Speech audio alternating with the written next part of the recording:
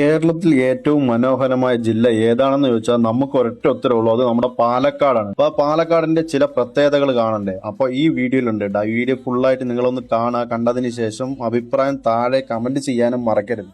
പാലക്കാടിന്റെ പഴയ പേര് നിങ്ങൾക്കറിയോ? എന്നാ കേട്ടോ, പാലക്കാടിന്റെ പഴയ പേര് പോറനാട് എന്നാണ്. കേരളത്തിലെ ഏറ്റവും വലിയ ചുരം എവിടെയാണെന്നറിയോ? അതും നമ്മുടെ പാലക്കാടാണ്. കേരളത്തിലെ ഏറ്റവും വലിയ റെയിൽവേ നഗരം ഏതാണെന്ന് അറിയാമോ? അതും നമ്മുടെ പാലക്കാടാണ്.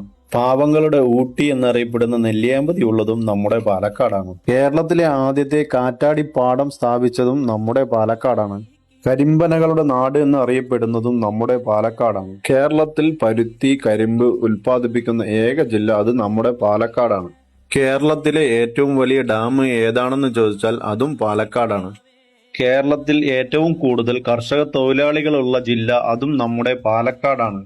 ലോകത്തിലെ ഏറ്റവും വലിയ വെടിക്കെട്ട് നടക്കുന്ന സ്ഥലവും പാലക്കാടാണ്.